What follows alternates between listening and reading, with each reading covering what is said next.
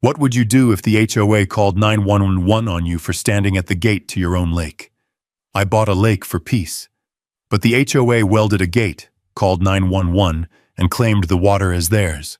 Nobody expected a forgotten 1954 document to flip everything on its head. And the moment I stepped toward that gate, they had no idea the water law was about to side with me, not with them. The first thing Remy saw was steel where there should have been sky. He eased his old silver pickup to a stop on the gravel shoulder, tires crunching over sun-baked rock, and stared at the wall of metal that now sliced across the lane. Yesterday, this road had ended in weathered posts and a faded lake access sign. Today, a brand new gate stretched from fence line to fence line, black powder coat gleaming in the harsh mountain sun like a bruise. Beyond it, the lake burned turquoise in the morning light. Jet skis carved bright white scars across the water. A couple of small yachts bobbed lazily near the dock. Cabins dotted the far shoreline like wooden matchboxes pressed into the pines, and snow-dusted peaks sat behind everything like a painted backdrop. It should have been peaceful. Instead, there was a woman in a bright pink suit standing dead center in front of the gate, and she looked like war. She planted herself with both heels dug into the asphalt, silver hair sprayed into an immaculate shell that didn't dare move in the breeze. The suit was too sharp for a lakeside road, hot pink blazer, pencil skirt, diamond brooch blazing at the lapel, and in her right hand she held a shiny white megaphone like it was a weapon. As Remy's truck rolled to a full stop, she lifted it to her mouth. "There he is!" Her voice exploded through the quiet, metallic and shrill. "That's him, officers! That's the man I told you about! He's been trespassing on HOA lake property and threatening my staff." Remy's fingers tightened on the steering wheel. He'd never seen this woman in his life. The heat was already rising off the road in wavy mirages. Pine resin and dust mixed with the faint chemical tang of boat fuel drifting up from the water. And behind the woman in pink, 3 white SUVs idled in a line. 2 marked sheriff's units with light bars, 1 black Tahoe with the HOA logo, a stylized pine tree over blue waves on the door. Red and blue strobes flashed against the gate's bars. Gravel popped under boots as uniformed deputies stepped out, hands resting close to their holsters. "Go ahead and shut it off, sir," one of them called. "Hands where we can see them." Remy killed the engine. The familiar clatter of the old diesel died away, leaving only the distant buzz of jet skis and the megaphone's feedback whine. He rolled down both windows, lifted his hands to the top of the steering wheel, and drew a slow breath. "You've seen worse than this," he reminded himself. Floodgates blowing out in the middle of the night. Contractors lying through their teeth in boardrooms. This is just a gate and a woman with a microphone. The pink suit marched closer, heels ticking angrily against the pavement as she kept the megaphone up. "My name is Bethany Reed," she announced, as if he'd asked. "I am the president of the Clearwater Bluffs Homeowners Association, and I am invoking our right to protect community property from criminal misuse. He has no right to be here. This is a private marina, restricted to HOA residents." She jabbed a finger toward him with the kind of force most people reserved for pointing at wild animals. "He doesn't even live inside the gate." A small crowd had gathered along the side of the road. HOA residents, from the look of them. Matching golf caps, athleisure, sunglasses, phones held up in almost perfect unison. Tiny black rectangles capturing every angle of the spectacle. Remy could feel their eyes crawling over his truck. The dusty work boots on his feet, the rolled-up sleeves of his faded blue shirt, the worn ball cap with his old engineering firm's logo. To them, he knew exactly what he looked like. Some ranch guy, some outsider, too rough around the edges for their curated lakeside postcard. The nearest deputy approached, a tall man in tan with mirrored sunglasses and a sun-creased jaw. His name badge read M. Riley. As he walked up, Remy noticed a familiar sheriff's SUV parked slightly back, behind the others. Its driver door hung open, and Sheriff Jake Mercer himself stood by it, arms folded, watching. That made something low in Remy's chest unknot just a little. Jake was Pine Ridge born and raised. Fair, if nothing else. "Morning, sir," Deputy Riley said when he reached the window. His tone was professional but tight. "I'm going to need you to step out of the vehicle, okay?" "Deputy?" Bethany's amplified voice slammed into both of them. "You already have my statement." He was warned, several times. The board voted last week to close this road. This man is refusing to comply. He keeps insisting that his marina rights trump community safety. She put air quotes around his marina rights, lips curling like the words tasted bad. Remy turned his head slowly, meeting her gaze over the raised megaphone. Up close, he could see the faint tremor in her jawline. She was enjoying this, he realized. Maybe a little too much. He unbuckled his seatbelt, movements deliberate, and swung his boots down onto the gravel. The sun hit him full in the face as he stepped out, warm and too bright. Dust puffed up around his soles and drifted away on the breeze. "I didn't refuse anything," he said, keeping his voice calm. "I got a letter, sure, saying this road was reclassified as HOA maintenance only. It didn't say you were welding a gate across a recorded easement." A murmur rolled through the watching crowd. Marcus Hale, standing near the back in his old camo jacket and ball cap, caught Remy's eye. Marcus gave the slightest shake of his head, as if to say, "Careful." Deputy Riley positioned himself between Remy and the gate, one hand out, the other still resting near his sidearm. "Sir, I'm just here because we got a call about a potential disturbance," Riley said. "I need you to step away from the gate and keep some space between you and Mrs. Reed." Behind him, Bethany's knuckles whitened around the megaphone handle. "Arrest him," she snapped. "He's been warned. We posted notice on the road. This is cut and dry trespassing. The community owns this marina now.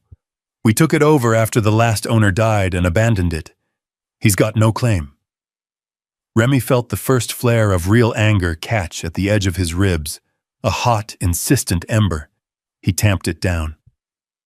"Deputy," he said quietly, keeping his eyes on Riley but angling his voice so it carried to the sheriff too. "Before anybody reaches for a pair of cuffs, I'd really appreciate it if you'd check something for me."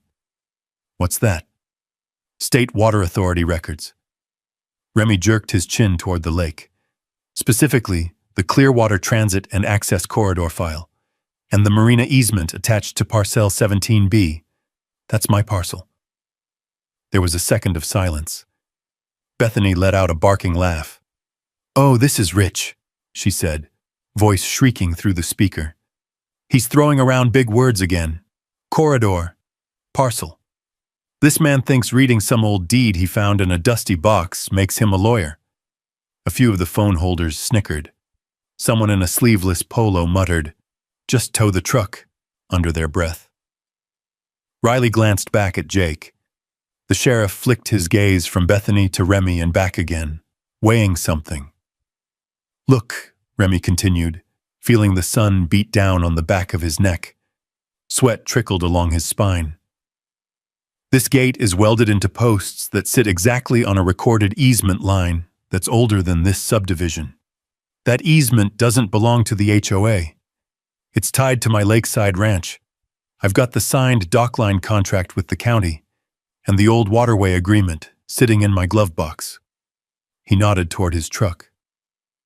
"And if I'm right about what I think this lake used to be used for," he added, "then the state has something to say about anybody putting a big steel choke point across access, HOA or not." The air changed when he said it. It was subtle, but he felt it. The wind coming off the water cooled just a little, whipping the smell of boat exhaust and pine needles across the road. One of the younger deputies shifted his weight. A couple of phones lowered a fraction of an inch. Jake pushed off his SUV and walked closer, boots crunching on gravel. "Mrs. Reed," he said, not bothering with the megaphone. His voice carried just fine. "When did the HOA install this gate?" Last week, she replied quickly. Everything was approved. Liability issues, Sheriff.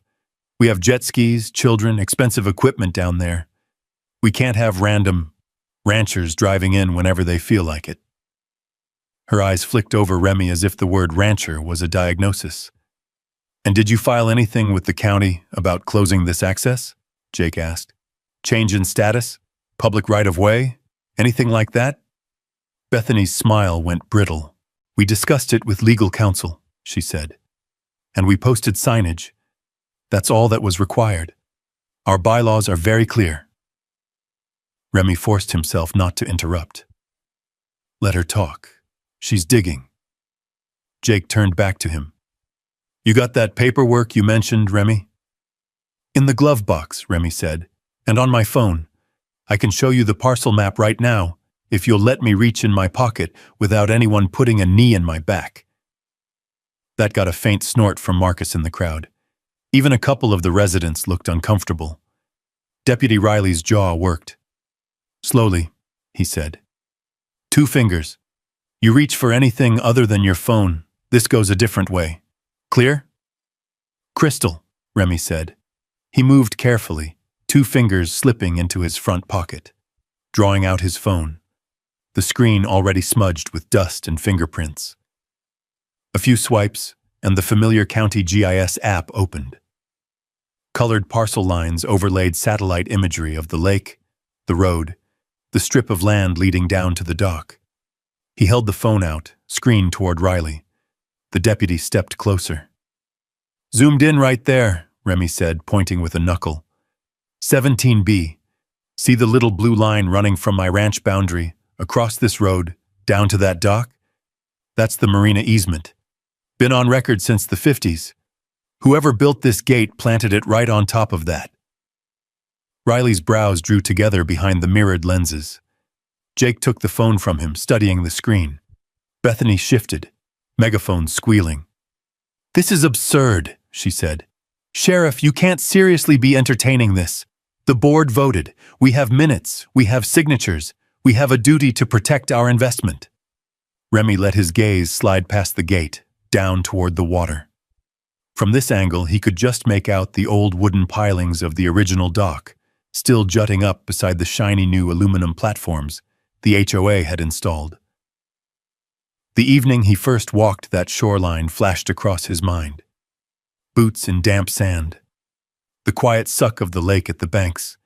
His flashlight beam catching rusted bolts and a little brass plate with a year stamped on it. 1954. He brought his eyes back to Jake. Sheriff, he said, all I'm asking is this. Before anyone calls me a criminal in their report, before anybody puts cuffs on me in front of half the neighborhood and every smartphone on this road, please, just call the State Water Authority. Ask them about the Clearwater Transit and Access Corridor. Ask them if a homeowner association can throw a padlock across it because they're worried about aesthetic standards. The megaphone crackled as Bethany jerked it back up. He's stalling, she cried. He said the same nonsense at our board meeting. This is harassment. This is intimidation. You have the right to remove him. Use it. Remy could hear his heart now, steady and too loud in his ears. The world felt narrowed, down to sun glare off steel bars, the smell of hot dust, the weight of a dozen cell phone lenses pointed at his face.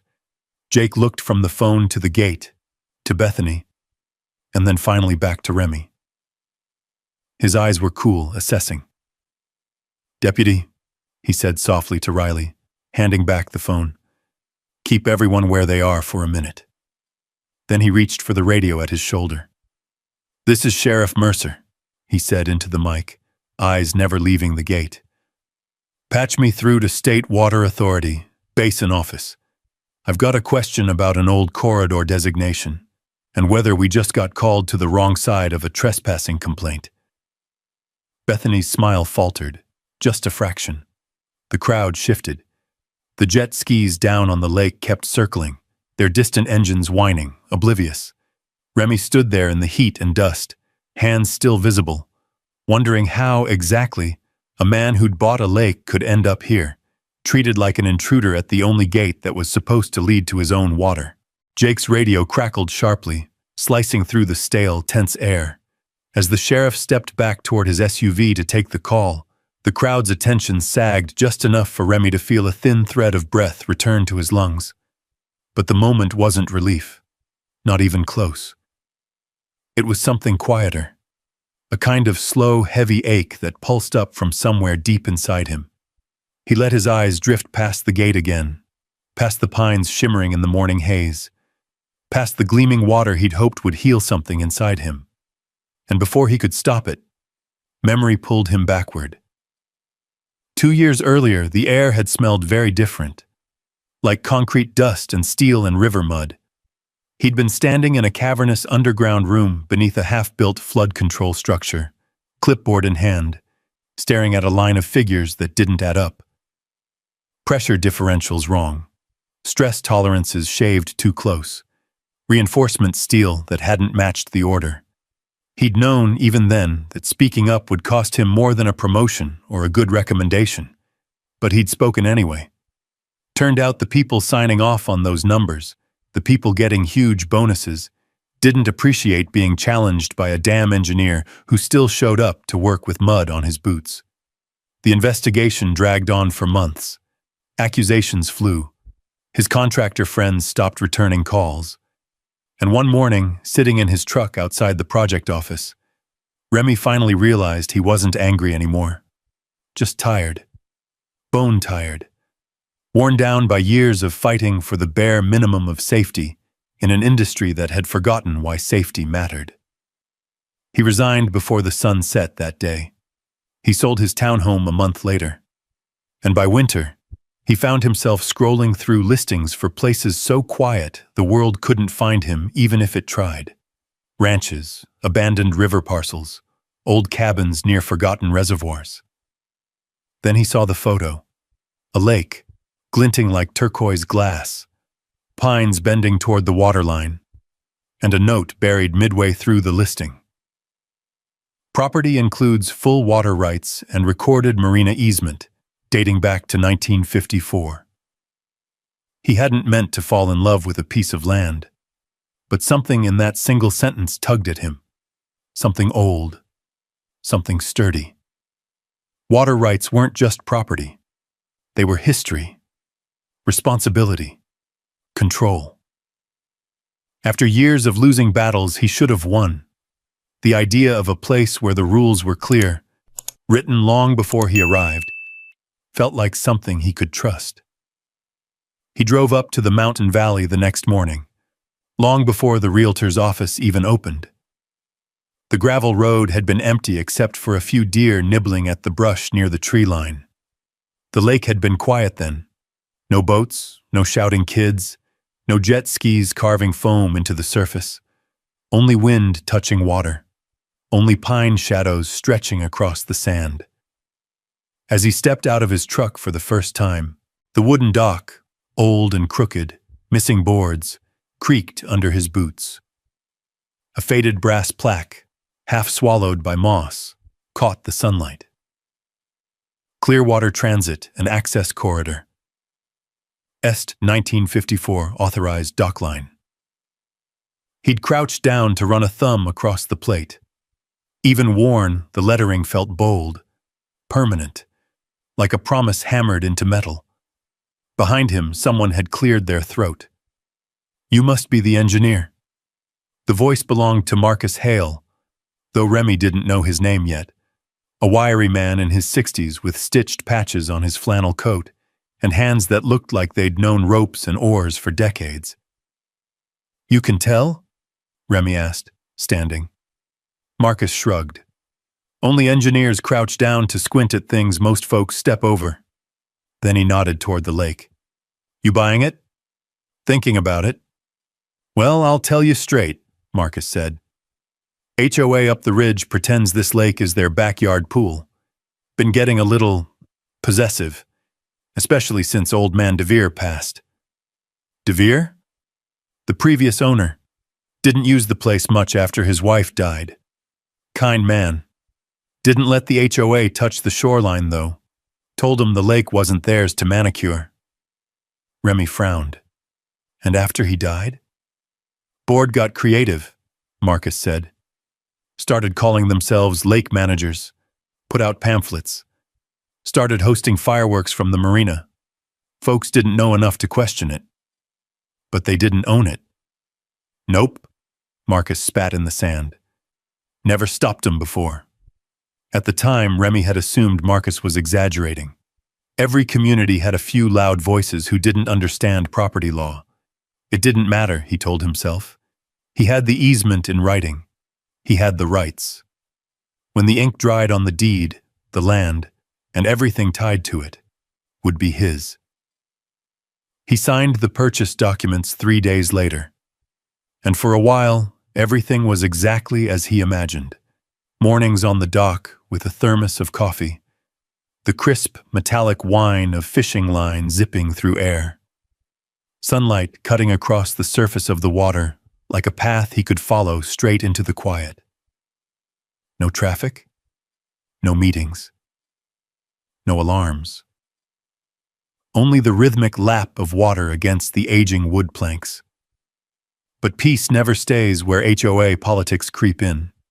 It began with a simple sign hammered into the roadside. Temporary redirection, HOA lake maintenance. Then came the emails from the HOA, emails he never signed up for. Notice: Clearwater Bluffs community upgrades. Marina Expansion Initiative access limited to residents. Then came a morning when he found construction tape wound around the old dock he'd been using, and fresh tire tracks leading from the HOA community down to the waterline. Jet ski wakes were already slicing through the still surface by the time he reached the shore. But the gate, the welded barrier he stood before now, with law enforcement hovering like vultures, was the first real sign that the HOA wasn't playing pretend. They were taking. They were claiming. They were rewriting the rules. And suddenly, Remy wasn't in the quiet lakeside refuge he thought he'd bought. He was back in the same kind of fight he'd tried to escape. The kind where power hides behind titles, loud voices justify bad decisions, and truth is treated like an inconvenience. A gust of wind snapped him back to the present, kicking dust into his boots. Deputy Riley was still watching him closely, thumb tapping nervously against his radio mic. Bethany stood rigid, as if holding herself upright by sheer will. Her pink suit glared against the sunlight like a flare. Down by the water, a little girl on a jet ski let out a whoop of laughter as she carved a tight turn. The noise drifted up the hill, bright and careless, completely out of step with the tension strung across the gate. Remy swallowed against the dryness in his throat. This wasn't the life he'd chosen, but it was the fight that had chosen him. And as he looked at the metal gate gleaming under the sun, sitting exactly where the 1954 corridor line ran, he knew there was no backing away. Not now, not ever. Because he hadn't just bought a ranch. He'd bought a promise. The afternoon the deputies finally released him from the roadside standoff, Remy didn't go straight home. He drove down to the far end of the lake, the side no one monitored, where the county road bent away and the pines grew thick and shadowed. The lake stretched out like glass, the late light sliding across the water in long strips of silver and aqua. Even here, though, the noise of engines carried faintly across the surface. Someone's jet ski revved, echoing off the hills like a taunt. Remy parked beneath a stand of tall ponderosas and stepped out into the sharp scent of dried pine needles and hot resin. A dragonfly skimmed low over the water, wings flickering cobalt in the fading sun. For a moment, he let the quiet soak into him. Let it calm the pulse that still hammered in his neck from the confrontation at the gate. Then he walked. A faint path followed the shoreline, worn by decades of bare feet and fishing boots. He moved slowly, scanning the waterline, the slopes, the shadows. He wasn't sure what he hoped to find, only that the gate didn't make sense. HOA boards didn't weld steel barriers overnight unless they believed the land was theirs, or they needed people to believe it. 10 minutes along the shore, the trees thinned, opening onto a wide cove. And there it was. The marina. A sprawling, gleaming structure that looked like it had been pulled from a vacation brochure. Rows of aluminum docks, floating slips with fresh blue bumpers, bright red rails for jet skis, a rental kiosk with a painted sign reading, Clearwater Bluffs Water Sports, residents only. Remy froze. This wasn't maintenance. This wasn't even community access. This was an operation. A full-fledged, revenue-generating marina sitting on a lake the HOA did not own. Down near the docks, a teenager wearing a reflective vest was stacking life jackets. A man in a red polo shirt, maybe a supervisor, stood beside a jet ski rack, clipboard in hand, calling out numbers.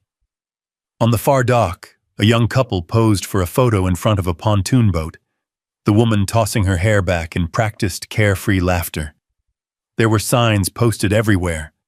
Fees, hours, rental conditions, HOA pass required, non-residents prohibited. Remy's jaw tightened as he stepped forward, staying just inside the shade of the trees. From here he could see the glossy construction tags still bolted onto parts of the dock, fresh, bright, unweathered. The whole setup couldn't have been more than a couple of years old. Unbelievable, he muttered. He reached into his pocket, pulled out his phone, and began recording. He filmed the docks, the rails, the workers, the rental kiosk, the pricing sign listing jet ski rentals at $60 an hour. He zoomed in on the laminated rule sheet that said, Property of Clearwater Bluffs HOA. And then he caught something else.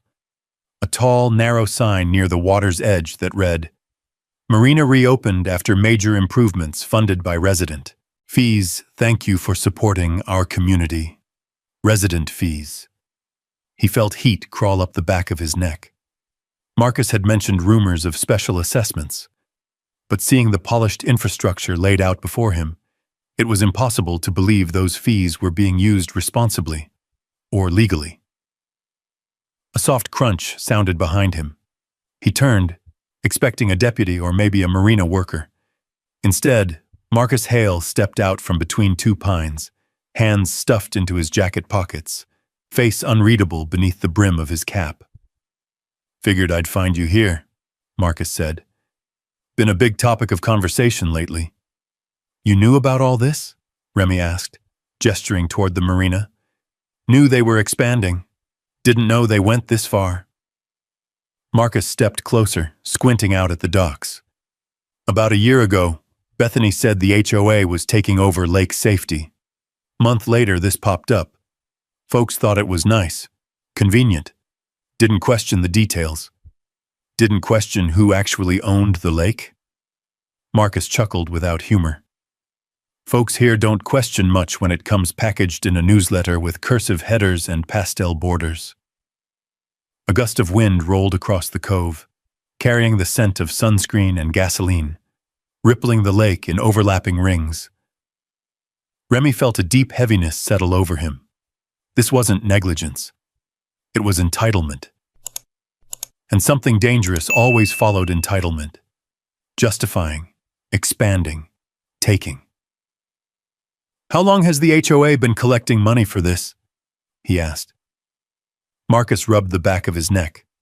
3 years now, I think. Special assessment that started at $20 a month. Last I heard, it's up to $50. And the improvements match that? Remy asked. Marcus snorted. Does anything the HOA do ever match the fees they charge? People laughed when they said things like that in small towns. But here, with the sun catching the edges of the unpermitted rails and the red polo supervisor shouting orders like he ran the place, the joke didn't feel funny. Remy walked a few steps down the shoreline until he found a clearing with a higher vantage point. From there, he could see the whole layout, the docks branching out like silver fingers, the jet skis lined in neat rows, the pontoon boat cruising in, the tiny crowd of residents lounging on the rental deck chairs like it was a private resort. all built on a lake the HOA didn't own, all funded by residents who believed they were supporting community upkeep, all blocking the access guaranteed by that brass plaque from 1954. A sharp beep cut through the evening air. The man in the red polo tapped his watch and called out, "Last rentals in 10 minutes. Jet skis coming in." Several teenagers revved their engines and carved one last loop before gliding toward the docks, the wakes trailing them shimmering behind. Remy lifted his phone again, capturing every angle, license numbers, signage, even audio snippets of the supervisor shouting instructions. He zoomed in on a row of documents pinned behind the rental counter, liability waivers, rules, and what looked like a printed spreadsheet. "Marcus," he said quietly, "has anyone ever asked where the money goes?" "Some have tried." Marcus rubbed his jaw. "They get told it's board confidential. They don't push after that. Nobody wants to be the guy who gets the HOA newsletter calling them a troublemaker." Remy lowered the phone. The sun dipped lower, lighting the lake with warm gold. For a moment, the scene looked almost idyllic. Families laughing, water sparkling, shadows lengthening across the valley. But the beauty hid rot. And the longer he stared at the marina, the more he felt the old familiar feeling rise in his chest. The same one that pulled him into those underground dam chambers years ago, flashlight trembling in one hand. Knowing something wasn't right, but knowing he had to be the one to face it. He drew a breath. Tomorrow, he told himself, he'd confront the HOA board directly. No deputies, no megaphones, no theatrics, just facts, maps, laws, the truth. He turned back toward his truck, boots crunching over pine needles, the cove falling quiet behind him as the day dimmed. But as he left the shoreline, a final question pressed hard against his mind. If the HOA was bold enough to build a marina they didn't own, what else were they bold enough to do? The sky was bruising purple by the time Remy reached his ranch house, a low, weathered cabin tucked against a slope of pines, its porch light flickering like an exhausted lantern. He pushed through the screen door and let the familiar scent of old cedar, dust, and coffee grounds greet him. It was the kind of smell he'd grown to rely on, steady and unchanging, even when everything around him threatened to shift beneath his feet. He dropped his keys on the counter, then walked straight to the small wooden table in the corner, the table he jokingly called the war room. It held the binder from the property sale, a stack of maps older than the interstate, and thick folders he'd pulled from county archives during the purchase process. Until now, they'd been reassurance. Tonight, they felt like weapons. He flicked on the old desk lamp. Its warm glow spread over the table.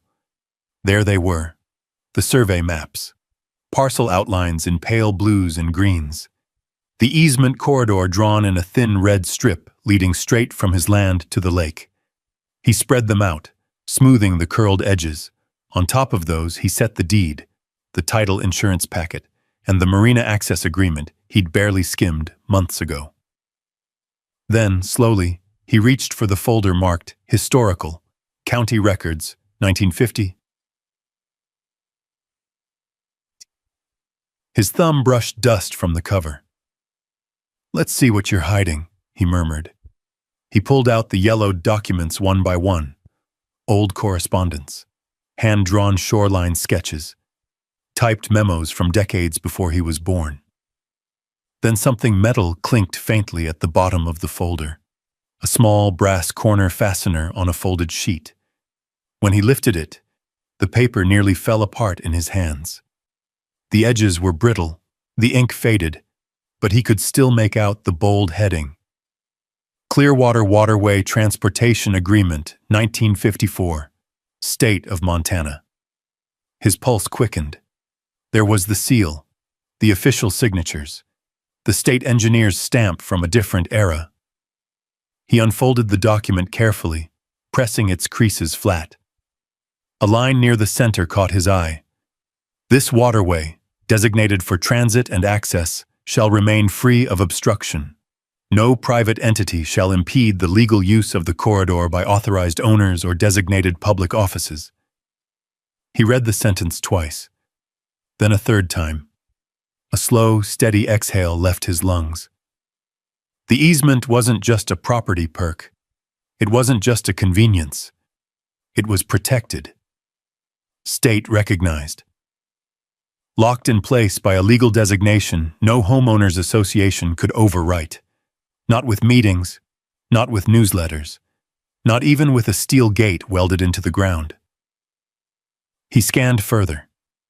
Access gates, if installed, shall remain operable for authorized parties at all times and shall not be locked, blocked, or altered in a manner that denies legal passage.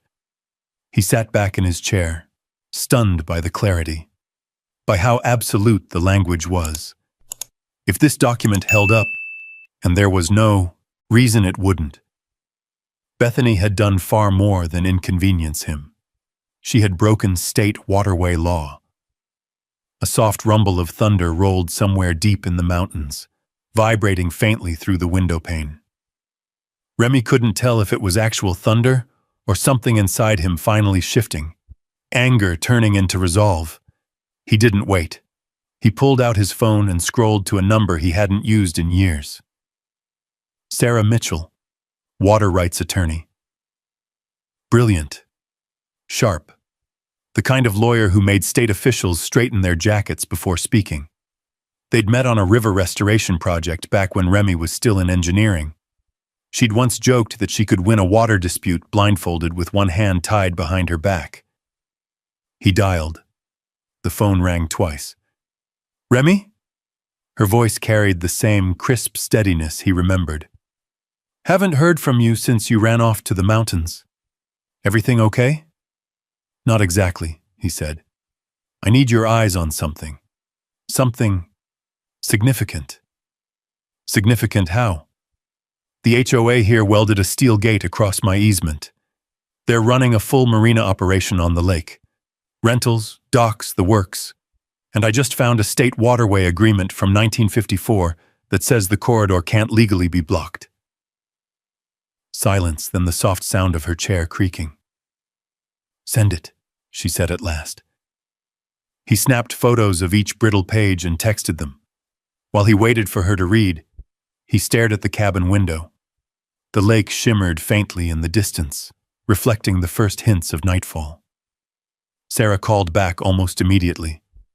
Oh, Remy, she said, voice pitched low with disbelief. This isn't just significant. This is a problem for them. A big one. How big? Bethany blocked a state-protected waterway. That gate alone could get her fined. The marina? If they're collecting money without authorization on a corridor zoned for transit and public access, that's illegal, Remy finished. Not just illegal, potentially fraudulent. And if the HOA accepted payments from residents to maintain this marina, Remy, this could spiral into state-level violations, maybe even misappropriation. He rubbed a hand across his face. So the law's on my side. More than you realize. But don't confront them with this yet. I was planning to talk to the board tomorrow. Talk, yes, she said. Reveal everything. No, you don't show your strongest card first, Remy, especially when the other side has built something this elaborate. A faint smile tugged at the corner of his mouth. Still practicing your poker metaphors, I see. They're effective. And listen, send me photos of the marina. Every dock, rail, sign, receipt, whatever you have. I'll cross-check the construction permits with the state. He looked at the stack of images on his phone, the ones he'd recorded earlier from the tree line. Already done? Good. I'll call you in the morning. Tonight, Remy, don't engage them. Let them think you're rattled. People who feel untouchable tend to make mistakes.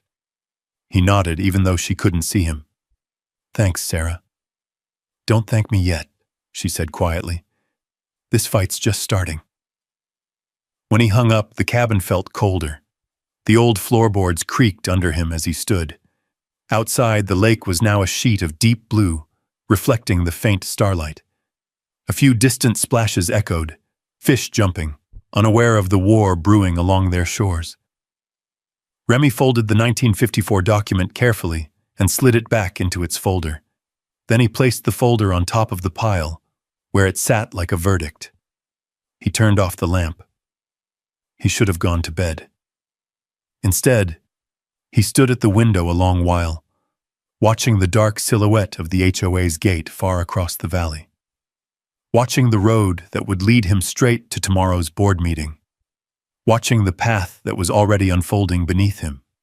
One he hadn't chosen, but one he now understood he was meant to walk. Because sometimes a lake wasn't just water. Sometimes it was a line in the sand.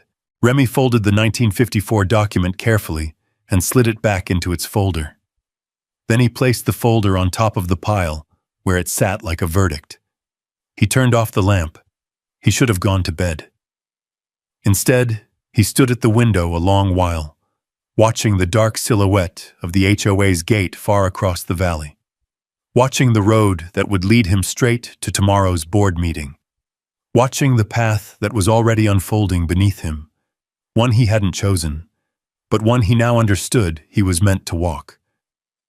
Because sometimes a lake wasn't just water. Sometimes it was a line in the sand. By late the next morning, clouds were beginning to bunch along the ridgeline. Thin, bright at the edges, like someone had taken a knife and scraped light across the sky. Remy's boots thudded against the wooden steps of the Clearwater Bluffs Community Lodge as he climbed them. The building was oversized and over-varnished, the kind of place designed more for showings than community gatherings. Large stone columns framed the entrance, and behind the tinted glass windows, silhouettes moved like shadows pacing inside a cage. He opened the door and stepped into a thick wall of murmured chatter. The lobby buzzed with tension. Residents clustered in small knots, pressed close, whispering. Every second person seemed to be holding a printout from the HOA newsletter, as if it were scripture. Others carried coffee cups and folded arms, eyes narrowed, scanning the room. Across the far end, a row of metal folding chairs faced a long wooden table. Behind that table sat the board. Bethany Reed occupied the center seat, wrapped in another bright pink suit. This one more severe, double-breasted, with pointed shoulders that made her look larger than life. Her hair was curled tighter today, helmet-like. A stack of papers was arranged in front of her in perfect, fanned alignment. Her eyes found Remy immediately. A thin smile slid across her lips. "Well," she said, loud enough that several heads turned. "The gentleman of the hour." Remy kept walking. A couple of residents pulled their phones out. Not to record, but to scroll through old emails trying to remember whether they'd ever heard mention of a marina takeover. He reached the front row and stood with the folder tucked under his arm. "Let's begin," Bethany said, tapping her gavel lightly. "This emergency meeting is to address a situation that threatens community order. A situation involving unauthorized presence on HOA property." She sat taller, shoulders rigid, authority radiating from every angle. "Specifically," she continued, "the repeated intrusion by Mr. Remy Cole onto our private marina." Murmurs rippled across the seating area. A couple nodded. A few looked unsure. Remy waited for her to finish. "Would you like to make a statement, Mr. Cole?" Bethany asked, though her tone made clear the invitation was merely protocol. "Yes," Remy said. He stepped forward and set the folder on the table, not slamming it, just placing it with careful intention. "I think there's been a misunderstanding," he began. "This marina isn't HOA property. The lake isn't HOA property. And the gate you welded across the access road," Bethany cut him off with a sharp, metallic laugh. "Oh, here we go again." She waved a dismissive hand. "Your conspiracy theories about old paperwork? We've heard all this. None of it applies anymore. The HOA reclaimed the lake through—" "That's enough." The voice came from the back. Heads turned. Marcus Hale stepped into view, arms folded, jaw tight. He walked down the aisle to stand beside Remy. His boots echoed across the polished floor.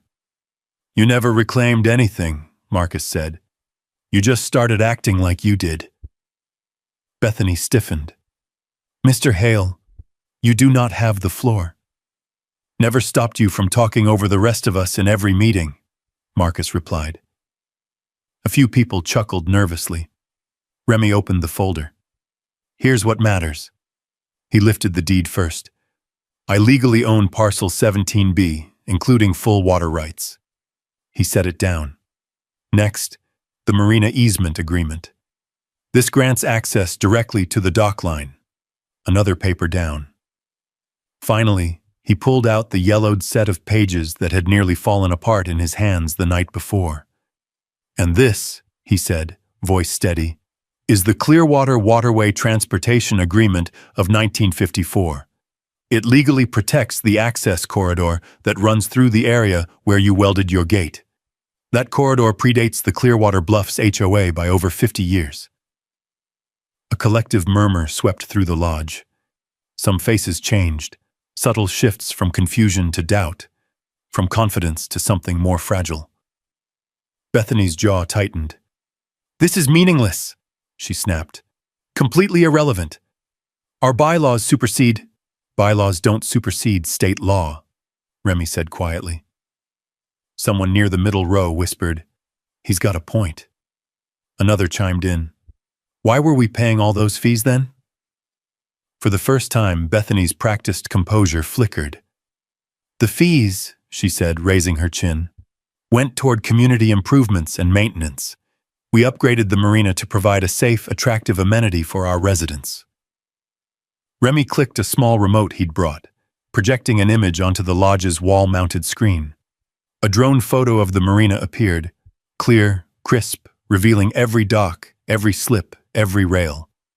And yet, he said, none of this has a single construction permit on file with the county or the state.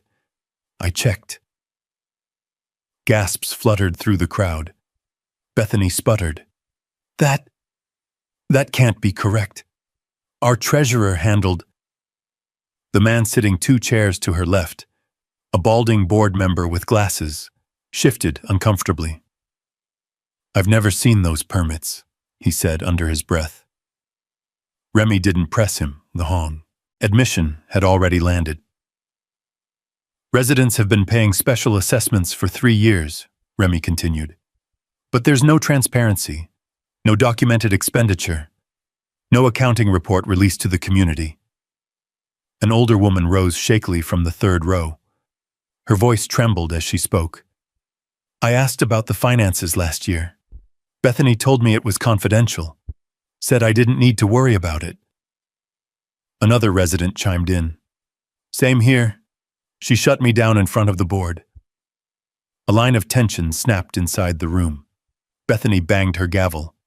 Enough! You people have no idea how much work goes into running a community. I have carried this HOA for years. I have protected your property values, and now you're siding with an outsider? Remy held her gaze. I'm not your enemy. The truth is. He reached for the projector remote again. But before he could press anything, Bethany lunged forward and snatched it out of his hand. This meeting is over, she shouted. The gavel slammed down so hard it bounced. She stood, trembling with anger, pink suit blazing under the fluorescent lights. If you step near that marina gate again, she hissed, I will call 911, and next time, the sheriff won't go easy on you. The room exploded, not into applause, but into arguments. Residents shouting, others demanding records, a few walking out, a man in the back muttering that he wanted his assessment money refunded. Bethany stormed out the side door, heels striking so loudly they echoed after she was gone. Marcus turned to Remy. Well, he said dryly, I think you rattled the hornet's nest. Remy exhaled. She made the threat. Marcus nodded slowly. And I expect she'll follow through. Be ready. Remy gathered his papers. Tomorrow, he knew, the fight would escalate. He just hadn't expected how fast the escalation would come, or how many sirens would be involved. The following morning broke bright and sharp. the kind of mountain light that made every pine needle glint like glass. Yet something in the air felt heavy, unsettled, like the valley was holding its breath. Remy drove down the winding gravel road, his truck bouncing along familiar ruts, dust curling behind him in a soft tan plume. As he neared the lakeside entrance, he saw movement, too much movement for this early hour. A cluster of people lined the shoulder. Residents in sunglasses and fleece jackets, HOA volunteers in matching blue polos, kids with scooters and phones held high. And at the center of everything stood the gate again. Except now, a pair of HOA security guards in neon yellow vests flanked it like ceremonial pillars. And right in front of them, framed by sunlight like some kind of theatrical spotlight, stood Bethany Reed. The bright pink suit was back. Today, she paired it with pearl earrings and a white binder tucked under her arm. Her hair was wound so tightly it looked like it might crack. She turned the moment she heard Remy's truck approach. "There he is!" she yelled, lifting her megaphone with the precision of someone unholstering a holstered weapon. "Document this! All of you, record!" Phones tilted toward him like a battery of staring eyes. Remy put the truck in park and stepped out slowly. The morning breeze off the lake was cool, carrying the faint scent of wet wood and engine fuel.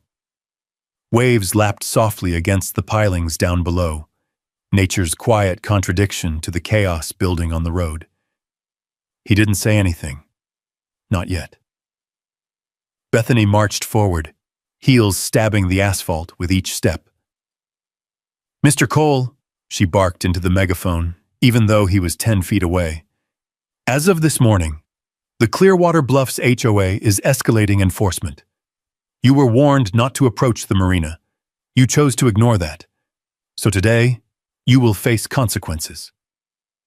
"Bethany," Remy said calmly, "I'm walking to my easement. The law—" "No!" she shrieked, the megaphone distorting the sound so harshly it made a child in the crowd flinch. "You have no rights here. This is our marina, our property, our lake." Remy blinked slowly. "You keep saying that." "Because it's true." Before he could respond, she spun toward the security guards. "Call it in." One of the guards tapped a radio clipped to his vest. "Dispatch? This is Clearwater HOA security requesting sheriff response for trespass in progress. Subject is refusing to leave community property." Remy felt something in his chest sink. Not fear, more like resignation. The play was predictable. She wasn't subtle. And the deputies, well, he'd seen how close things came yesterday. Engines growled in the distance. Remy turned to see a sheriff SUV cresting the hill, lights already flashing. Behind it came another one, and another. 3 units. Bethany clasped her hands in a gesture of triumphant piety, as though justice itself had arrived to bless her. The SUVs rolled to a halt, gravel spitting under their tires. Doors opened. Deputies stepped out. Then Sheriff Jake Mercer emerged last, hat low, expression unreadable. "Morning," Jake called, surveying the tense semicircle of residents and the welded steel gate. "We got a report of trespassing." "Yes," Bethany said, thrusting herself forward with a theatrical step. "This man is attempting to force entry into our secured marina. He has been repeatedly notified he is not permitted access." "That's not accurate," Remy said. Jake lifted a hand gently to pause both of them. "Let me get the whole picture." Bethany tapped her binder. "Sheriff, everything is documented. Our votes, our bylaws, our safety assessments. This man has been disruptive, dangerous, and, frankly, unstable in his behaviors. He threatens people. He films children. Remy's brows shot up. "I filmed the marina docks, Bethany, not children." The crowd murmured. Not everyone liked how she phrased that. Bethany snapped the binder shut. "Arrest him." Deputy Riley shifted his stance. "Ma'am, we can't arrest someone unless—" "He's trespassing!" she screamed, her voice cracking. How hard is that to understand? Remy stepped forward one measured pace, raising both hands in a gesture of calm. Sheriff, he said evenly, before anyone makes a mistake, I suggest you contact the State Water Authority again. You're standing in front of a gate welded across a protected corridor. Jake pressed his lips together. Remy, you said that yesterday, but the authority office wasn't able to confirm anything without reviewing documents. I have them, Remy said. Right here. He reached into the folder tucked beneath his arm, and instantly, 2 residents shrieked as if he'd drawn a weapon. He's reaching for something! Officer, watch out! Deputy Riley tensed, hand hovering near his holster, not drawing, but close.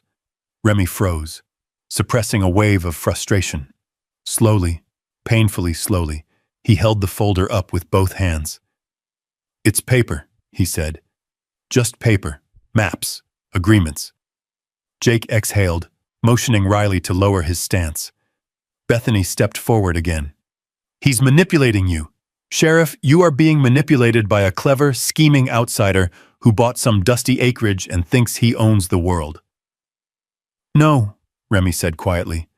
Just the portion of it I legally purchased. That ignited something in her.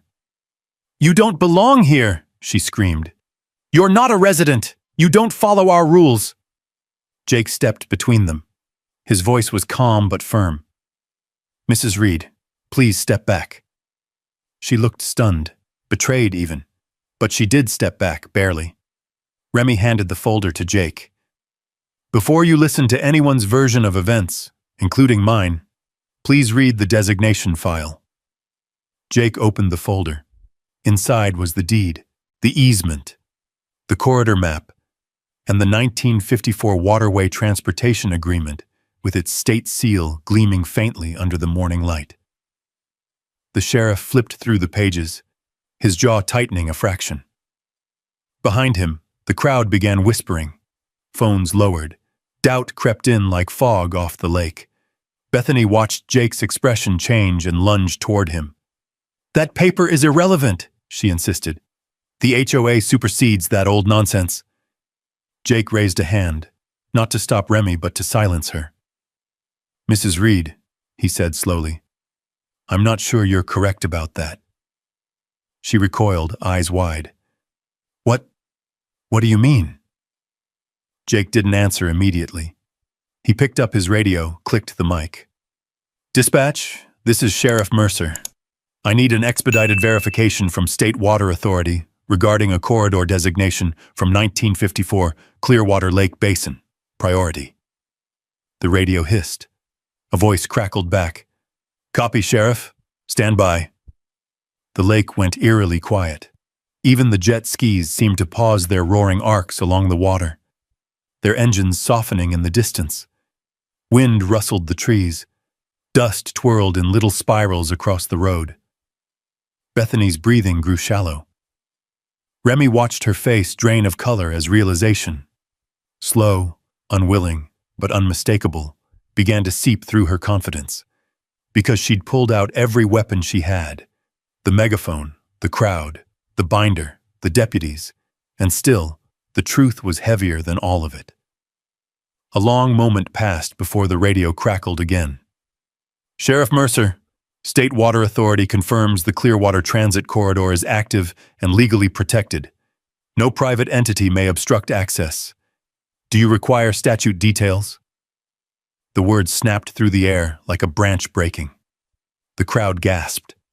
Bethany stepped backward as if struck. Jake lowered the radio slowly. His eyes met Remy's, steady, certain. Mr. Cole, he said, you have lawful access to the marina. Then he turned to Bethany. And this gate needs to be opened, immediately. For a long moment, no one moved. The breeze rustled the pines above them, carrying dust across the road. Even the crowd seemed frozen. Phones half lifted, eyebrows raised, mouths parted in shock. Bethany blinked rapidly, as if trying to wake herself from a nightmare. Sheriff, you can't be serious. Our bylaws don't override state law, Jake said firmly. Unlock it. Her jaw trembled. The pink suit, which had seemed so commanding just minutes earlier, now looked too bright, too stiff, almost theatrical under the harsh mountain sun. She turned toward the security guards as if expecting reinforcement, but both men stared at the ground, shifting uncomfortably. Ma'am? One ventured. Do we have a key? Bethany whirled on him. Of course we have a key. Why wouldn't we have a key? It's our gate.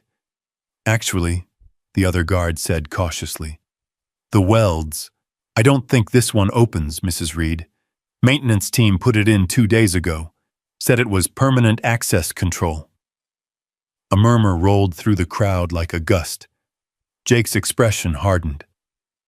Mrs. Reed, he said slowly, did you or did you not install a permanent barrier across a state-protected waterway corridor? Bethany's lips parted, but nothing came out. Remy felt the tension in his shoulders ease, but only slightly.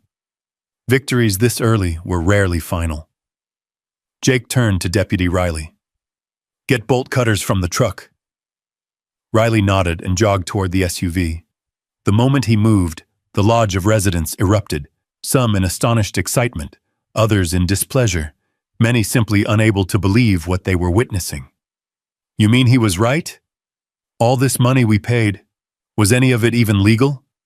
I knew Bethany was hiding something. Quiet! Bethany screamed, but the megaphone only squealed and fed back, ripping through the moment in a painful metallic shriek. Riley returned with the cutters. He positioned them at the padlock that hung uselessly from the welded gate bracket, more a prop than a real mechanism. The metal creaked, sparks fluttered. Within seconds, the lock snapped like a dried twig. Remy watched the gate swing open just a few inches, enough for dust and pine scent to swirl through the widening crack. A corridor of air flowed toward the lake, as if the valley itself had exhaled. A path restored, a right acknowledged. Bethany stared at the opening as though something sacred had been violated. This is a mistake, she whispered. A huge mistake. Jake faced her squarely. Mrs. Reed, you're welcome to file a grievance with the county or the state, but until then, the gate stays open, and I expect full cooperation with the law. Remy stepped forward, boots crunching softly on gravel. I appreciate it, Sheriff. Jake nodded once. Professional, not friendly. I enforce what's real, Remy. That's all. Then his voice lowered just enough that only Remy could hear. But this isn't over. Not for any of you. He wasn't wrong. Because just then, Remy noticed something he hadn't seen earlier. As the gate cracked open, a line of fresh tire tracks curved down the access road toward the marina. Thick, heavy ones. Construction trucks, maybe. Or ATVs. The dirt was disturbed in odd patches, as if equipment had been dragged or shifted. A faint smell lingered too. Burnt metal, cut wood, something acrid beneath the lake breeze. Someone had been at the marina before sunrise. Someone rushing. Someone afraid of what might be found. Remy's pulse quickened, and he took a step toward the road. Where do you think you're going? Bethany snapped, regaining some of her fire. To my easement, Remy said. Legally. She trembled with anger. You won't find anything down there? That was the wrong thing to say. Jake caught it. His eyes narrowed. Why wouldn't he? Bethany froze again. Remy didn't wait for more. He walked forward, through the partially opened gate, past the gawkers and whispering clusters of residents. His boots hit the packed dirt of the access road with a soft thud. The lake shimmered in the distance, reflecting the brightening sky. Jet skis jerked to slower speeds, their riders watching the commotion with curiosity. Riley stepped beside him. We'll escort, just to keep the peace. Fine by me, Remy said. Behind them, Bethany paced in tight, frantic steps. She clutched her binder as if it might keep her from unraveling. Remy followed the tracks downhill. As he approached the first bend, he noticed sawdust scattered along the ditch, fresh, pale, sharp-smelling. A broken-off section of rail lay thrown into the brush. A mangled boat cleat gleamed in the sun, snapped clean in half. The marina had been tampered with, or dismantled, or both. He stopped. Riley stopped beside him. "What do you think happened here?" "I think," Remy said slowly, "someone knew authorities would be coming soon." He moved forward again until the lake opened into full view, and what he saw turned his stomach cold. 3 jet ski rails were gone. 2 sections of docks were half unbolted, wood splintered around the edges. A toolbox lay abandoned near the waterline, and someone, multiple someones judging by the footprints, had worked fast in the early morning hours, cleaning up, covering tracks, destroying evidence. Remy felt a chill ripple up his arms despite the sun warming the valley. Bethany's voice shrieked from behind them. "You see? Nothing illegal here. Nothing at all." Riley shot her a look over his shoulder. "Ma'am, this looks like fresh dismantling." She hesitated, a tiny flicker of fear crossing her expression. Remy stepped toward the water's edge. A broken post lay on its side, sawdust still clinging around its base. The cut was too clean, too sharp. Not weather, not accident. Someone had come down here with a saw. Someone desperate. Someone panicking. He turned to Riley. "Deputy, this marina is illegal in every way that counts. And now someone's tampering with it before inspections can happen." Riley's jaw clenched. "I'll notify Jake." Then he paused, glancing back up toward the gate where Bethany now stood, twisting the handle of her binder as if she might tear it in half. "You know," Riley muttered, "I've worked here 12 years. Sheriff, too. We've dealt with some messy HOA disputes. But this smells like something bigger." Remy nodded. "It is bigger." He didn't say how he knew. He didn't say who he'd called last night. But Sarah's voice echoed in his mind. If the marina profits touched HOA accounts, this moves beyond board arguments. It becomes fraud. He looked back at the gate. Bethany was pacing, talking rapidly into her phone now. Her eyes darted from the lake to the gate to the crowd. Her composure was breaking, and the cracks were spreading fast. Something seismic had shifted, something irreversible. Remy turned his gaze toward the lake, watching ripples form around the broken pilings. Light shimmered over the water, bright and relentless. The truth was surfacing, and the people who'd built their castle on lies were beginning to drown in it. By late afternoon, the marina had fallen strangely quiet. The jet's skis that had whipped across the water all morning were now tied up haphazardly, several of them crooked or resting against the dock where the rails had been ripped out. A lone pontoon boat rocked against its mooring, ropes creaking in the warm wind like the sighs of something exhausted. Riley excused himself to notify the sheriff of the dismantling.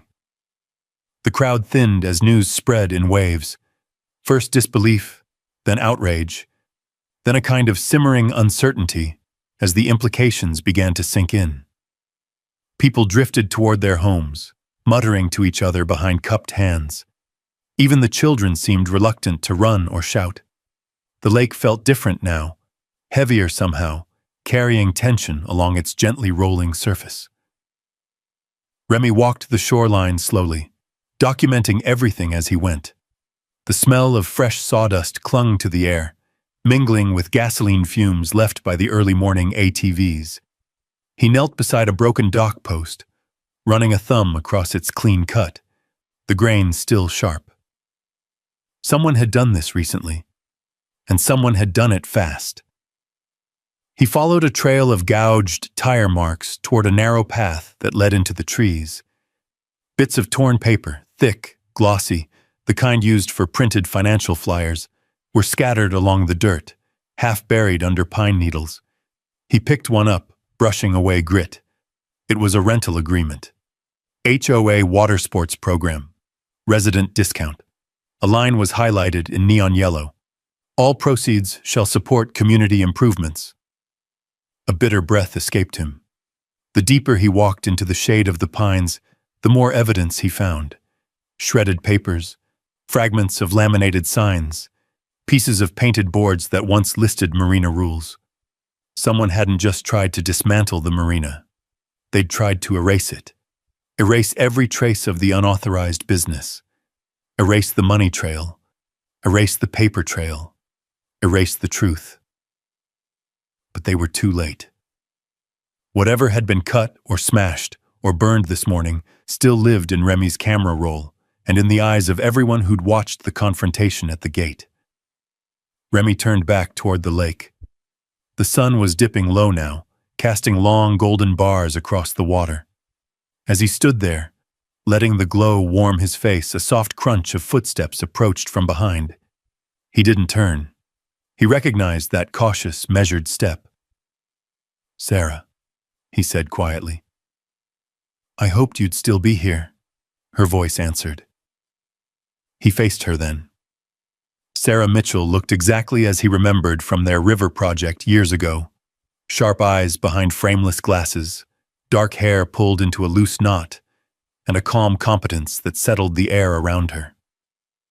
She wore a slate blue jacket and carried a binder that was noticeably thicker than the one Bethany had stormed around with. "You came fast," Remy said. "You sent me a photo of a welded gate on a protected corridor," she replied dryly. "That usually makes my day move quicker." She stepped beside him, scanning the ripped-out railings, the scattered papers, the gouged earth. "So," she murmured, "they tried to clean house." "Tried," Remy said. "Didn't get far." She crouched to lift another scrap of paper from the dirt. Her brow lifted. "A rental pricing sheet?" "One of many. They didn't want anyone connecting the dots." Sarah straightened and looked at him fully now. "Remy, this isn't just a violation. This is revenue misuse. Depending on how they handled the money, this could become full-blown misappropriation or even fraud. Did they report this income on HOA statements?" "Residents say no one's ever seen a financial report." She blew out a breath. "That's not good for them."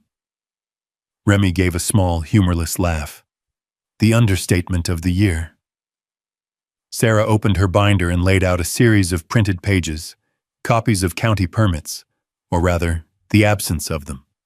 Blank grids where approvals should have been. "The marina doesn't exist in any official system," she said. "The docks weren't permitted. The rails weren't inspected. The rental structure was never authorized. And the kicker?" She tapped a highlighted line on a statute page.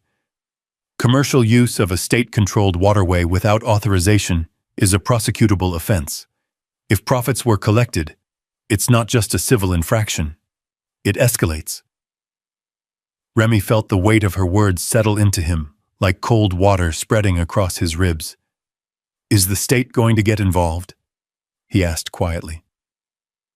Sarah closed the binder gently. "They will. They have to. And they'll send inspectors, real ones, who won't be impressed by vinyl signs and jet ski rentals." The two stood in silence for a while. The lake shimmered like molten gold as the sun sank behind the ridge. Distant loons called across the cove, their voices echoing with eerie clarity. Finally, Remy asked, "What happens next?" Sarah's tone softened. "You stay calm. You stay steady. And you don't confront them again tonight. HOA boards under pressure sometimes lash out. Let the law do the heavy lifting." "That's easier said than done." She gave him a small, understanding smile. "I know, but you're not alone in this anymore." A distant ATV engine revved from somewhere deep in the trees. Sarah and Remy both turned instinctively, listening as the sound faded. "Someone's still moving equipment," Sarah murmured, "trying to get ahead of the investigation." They're panicking. Oh, they're past panicking, Sarah said. They're scrambling. Remy watched the last light drain from the lake, turning the surface into a deep, reflective blue. The entire shoreline felt different now, less like a peaceful refuge and more like ground zero of something bigger, something that was only gaining traction. Sarah closed her binder. I'll file the preliminary notice with the state tonight. Inspectors will be here tomorrow morning. Early. Remy nodded. I'll be here. She held his gaze for a long moment. Steady, encouraging, resolute. Get some rest, she said. Tomorrow will be a long day. Remy waited until her car disappeared up the dirt road before he finally let his shoulders sag. The lake was almost black now, save for a sliver of lavender sky reflecting along its center. Crickets had begun their evening chorus. The wind had gone cool. But the quiet wasn't peace. It was the stillness before a storm hits water. Remy gathered the shredded papers, filming each one carefully under the moonlight. Then he walked back up the slope toward his truck, aware with every step that everything was about to change. Because tonight was silence. Tomorrow would be consequences. And morning came quickly, far too quickly. The first rays of sunlight cut across the valley in sharp, clean angles, glinting off the lake until it flashed like blue fire. Birds trilled in the pines. A soft mist curled above the water, drifting like ghost breath between the broken docks. But beneath that calm beauty, something electric stirred in the air. Anticipation, tension, inevitability. By 7:15 a.m., Remy heard the distant crunch of tires on gravel. Not the sound of pickup trucks or HOA volunteers. No, this was heavier. Official. 2 white state vehicles rolled into view, each marked with the unmistakable blue and gold crest of the State Water Authority. A third vehicle followed, legal division judging by the plates. Behind them, a county truck carrying surveying equipment and a portable soil testing kit. Sarah Mitchell stepped out of the lead car. Her expression was composed, but her eyes sharpened when she spotted Remy walking toward the marina. She lifted a hand in greeting. "They're ready," she said. "You?" "As ready as I'll ever be." The inspectors fanned out across the shoreline, 3 in steel-toed boots and reflective vests, 2 carrying clipboards, and 1 man in a crisp button-down who introduced himself simply as Inspector Doyle. Doyle shook Remy's hand with a firm, businesslike grip. "We've reviewed the documents Ms. Mitchell submitted. We'll begin by verifying structural integrity and permit history. If the marina elements were built without authorization, we'll document each violation." "And the business side?" Remy asked carefully. "That depends on findings," Doyle said. "But unauthorized commercial operation on state-controlled water, we take that seriously." Understatement of the year. Within minutes, the inspectors were measuring dock lengths, photographing rail mounts, taking soil samples, and recording GPS coordinates. The sound of metal measuring tapes snapping back into their casings echoed across the water. It didn't take long before an inspector called out, "We've got fresh cuts here, less than 24 hours old." Another added, "Dock joists installed without support certification." A third muttered, "Zero environmental impact filings. Unbelievable." Remy felt no satisfaction, only a heavy ache of validation. He had been right, too right. The sounds of footsteps on gravel drew his attention upward. A crowd was forming again. Residents clustered along the hillside overlooking the marina, whispering in tight bundles. Their faces were pale with concern, curiosity, and something approaching dread. And in the middle of them, walking like a woman approaching a firing squad, was Bethany Reed. Her pink suit looked wrinkled today. Her hair was undone in several places, and she had no megaphone. She stopped at the top of the slope, staring down at the inspectors swarming the marina like worker ants around a fractured hive. Sarah murmured beside, "Remy, here we go." Bethany descended slowly, each step heavier than the last. When she reached the shoreline, Doyle looked up, expression neutral. "Mrs. Reed, I assume?" "Yes," Bethany said, voice tight. "I am the HOA president for Clearwater Bluffs." "Noted," Doyle replied. "We're currently reviewing your marina structures." "Our marina structures," Bethany repeated, as if reasserting control by dressing the words in ownership. Doyle didn't react. He checked his clipboard. "We haven't found a single permit for construction." Bethany blinked. "That's impossible." "Additionally," Doyle continued, "we are recording evidence of recent dismantling activity. That is obstruction of review and may result in upgraded penalties." Bethany's mouth opened, but no sound emerged. Doyle held her gaze. "Mrs. Reed, did you or your board authorize commercial operations on this lake?" She hesitated, and that hesitation was an answer. Doyle made a note. At that moment, a resident from the ridge raised her voice. "You never told us any of this was illegal." Another shouted, "Where did all the money go, Bethany?" A third, "Did you steal from us?" The tide had shifted fully now, no longer murmurs but accusations. Bethany shook her head violently. I didn't steal anything. All the money, every dollar, went to improvements." Sarah stepped forward, flipping open her binder. "That's interesting," she said calmly, "because preliminary tracing shows rental income deposited into an account not listed on the HOA's public filings." Bethany stiffened. That's a private administrative account." "No," Sarah said, "it's not." She handed Doyle a page. He skimmed it. His brows lifted.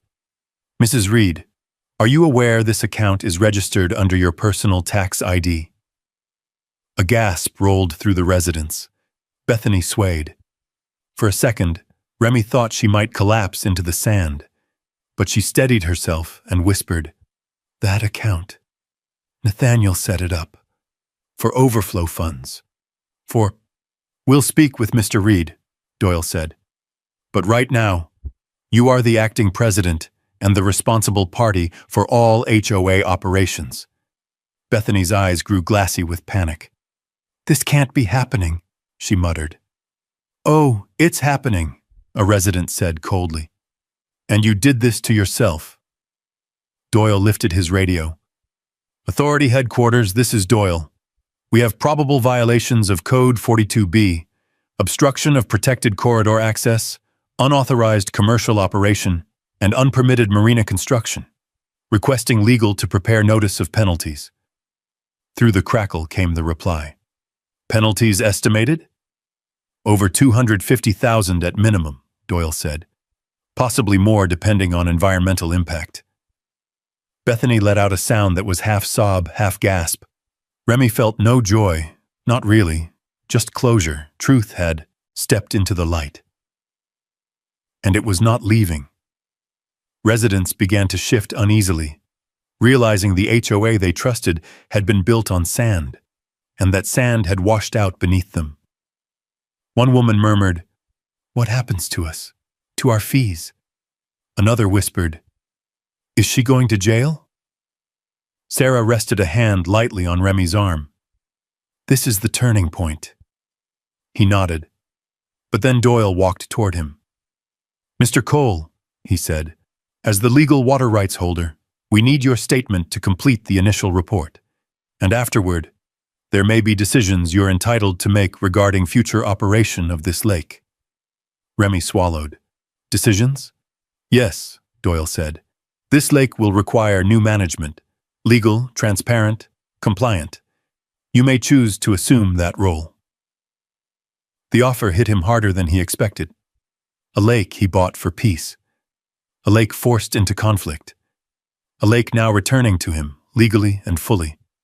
He nodded quietly. "I'll give my statement." Behind them, Bethany let out a soft, broken cry.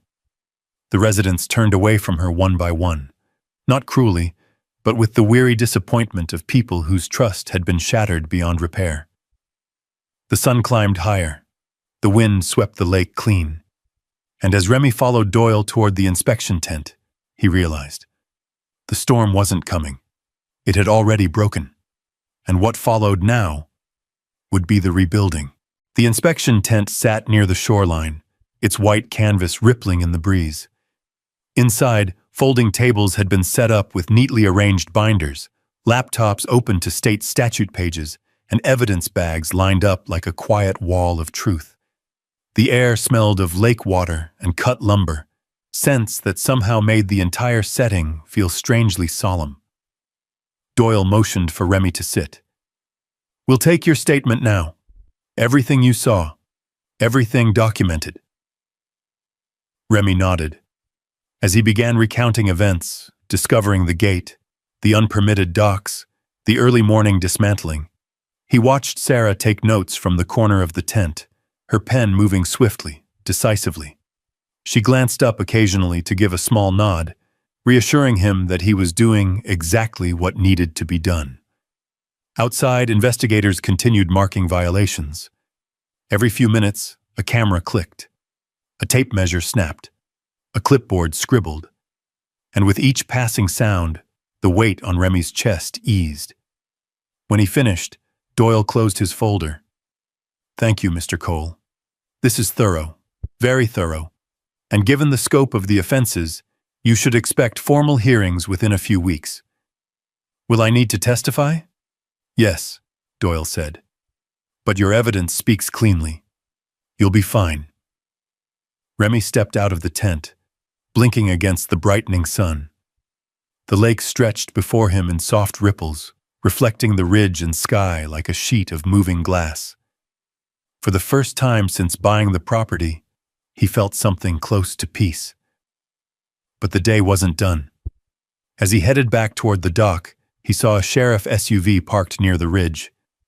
Sheriff Jake Mercer stood by the open door, speaking quietly to someone inside. Then Remy saw who it was. Bethany Reed. She sat stiffly on the passenger seat, hands clasped so tightly around her binder that her knuckles had gone white. The pink suit looked faded now, out of place, almost costume-like. Her expression was a mix of exhaustion, disbelief, and something deeper, something that looked like grief. Jake closed the door and walked toward Remy. "She's not under arrest," he said preemptively, "but she's being taken in for questioning. The state wants direct statements from her and the treasurer." Remy nodded slowly. "I figured." Jake removed his hat, ran a hand through his hair. "I'll be honest. I didn't expect it to go this far." "I didn't either," Remy admitted. "You didn't push this too hard, Remy," Jake said. "They built something illegal. They hid it. And when it started collapsing, they panicked and made worse choices. That's on them." Remy appreciated the clarity. Jake slid his hat back on. "Anyway, county's done here until the state finishes. Just wanted to keep you updated." "Thanks, Sheriff." Jake offered a small nod before returning to the SUV. Bethany turned her head slightly when Remy passed near the window. For a moment, he wondered if she would say something, an apology, a final threat, anything. But she looked forward again, eyes unfocused, as if seeing something far away. Jake drove off. The valley grew quiet once more. By late afternoon, the inspectors packed up their equipment. Doyle shook Remy's hand firmly. "We'll be in touch with next steps. You may want to consult with a property rights attorney regarding future plans for the marina." When the last vehicle pulled away, leaving tire tracks in the soft dirt, Remy stood alone on the access road. The gate, its welded joints now cut, hung loosely on its hinges, swaying slightly as the wind pressed against it. It no longer blocked anything. It no longer claimed authority it didn't have. It was just metal, just a gate. And it was finally open. Over the next 6 months, hearings, reviews, and paperwork unfolded like a slow but steady tide. Some things moved quickly. Bethany was charged with obstruction of a protected waterway and unauthorized commercial activity. The treasurer admitted to helping divert marina funds into a private account. Multiple board members resigned within days, and eventually, the Clearwater Bluffs HOA dissolved entirely. Residents voted overwhelmingly to disband, unwilling to continue under the cloud of scandal. The community reorganized into a voluntary association, less rigid, more transparent, guided by new leadership that valued cooperation over control. But the biggest change? The lake.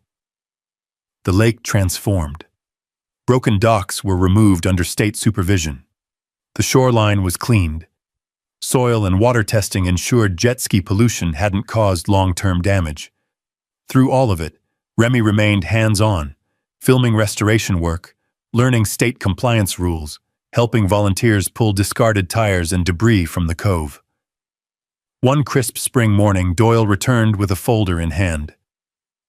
"Mr. Cole," he said, "you are hereby authorized to operate the Clearwater Marina under state oversight. Provided you maintain full transparency and safety protocols, you're free to establish public or community access as you choose." Remy took the folder, feeling its weight. "You earned this," Doyle said. "Not because you fought loudly, but because you fought correctly." When Doyle left, Remy walked to the end of the old pier. The wood was worn, but the water beneath it shimmered clean and clear. Kayakers paddled across the lake. Legal, permitted, welcome.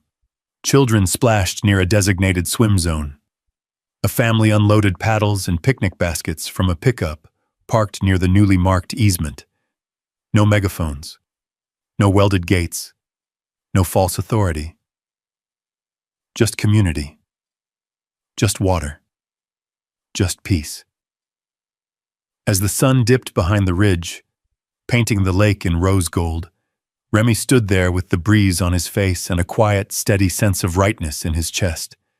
He whispered softly, to the water, to himself, maybe to the fight that brought him here. The lake was never theirs to own, and justice always finds its way back to the water. When a man stands his ground with the truth on his side, even the loudest gate can't keep justice out. If you'd have fought for your lake too, drop a yes in the comments, or just type justice if you've ever tangled with an HOA.